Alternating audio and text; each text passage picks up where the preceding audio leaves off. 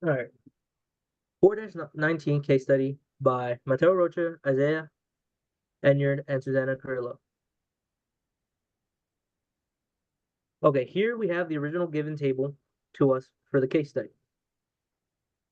The case study has a few issues. One of the main ones is that in the table, they tried to input all final costs related to the different major cost values, such as materials, conversion, and cost transferred values.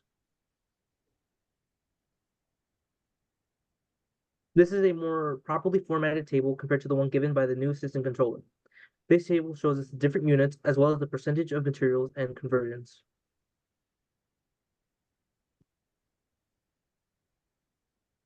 Table 2 shows us the gives us the data from table 1 in a way to help us find for the equivalent unit of production.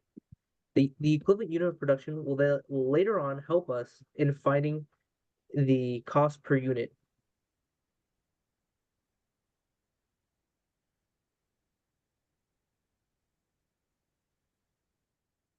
On case study for 219, using this method, the new hire will have been able to get the more detailed breakdown of the three major costs, beginning units of production with 450 units, and take the beginning work in process. For each of these three cost categories, this information was given to us, and this is the correct layout. Beginning work in process together give us a total of 8,208 from the original 450 units, and WIP on April 1st. 38,070 was added to those two totals. Together, we get the same amount of 46,278 from the original report, listed as total department cost.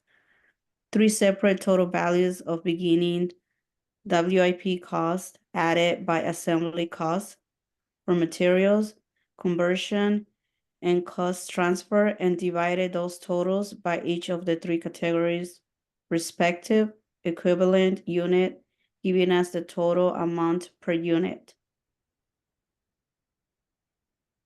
These are the table number 3 with all the totals and the percentage. This is table number 4 with the cost of the accounted for, work in process, cost added, assembly, total cost, equivalent units. Okay, table 5 is our assembly department, and the first table goes over the process of finding the ending work in process inventory. So we started with the equivalent units found earlier through our percentages and starting units. And once we take that value, we multiplied it by the cost per unit, cost per equivalent unit dollar amount we found in the previous table. When you multiply these two and you add these totals, that gives us the cost of ending work in process inventory. Then we take the ending units given in the equation, which was 1,800. And once you multiply that by the cost per equivalent unit of the dollar amount we just found, that gives us the cost of units transferred out and finished, cost of units transferred out and going towards finished goods. And adding these two values together, you will get the $46,278 found in the original equation. This last table shows both of these. As you will see, the beginning work in process inventory, the original $8,208 that was given in the equation, and the added to production and assembly $38,070.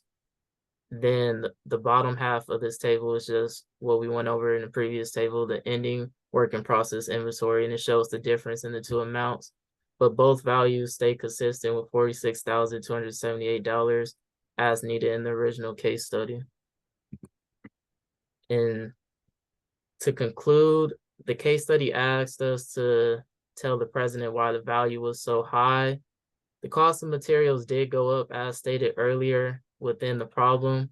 Now, the difference came with the cost per unit. The new assistant controller summary, the original case study report, he had a total of $25.71 per unit, and that value was found by him dividing the total departmental cost by the ending unit. So the $46,278 divided by 1,800 ending units, which was incorrect. If you followed the weighted average method, which we did, and divided totals of the equivalent units used in table 3 by the equivalent units and added their values together. So the $4.55, $8, $9.17. If you add all those values together, we get $21.72 per unit. And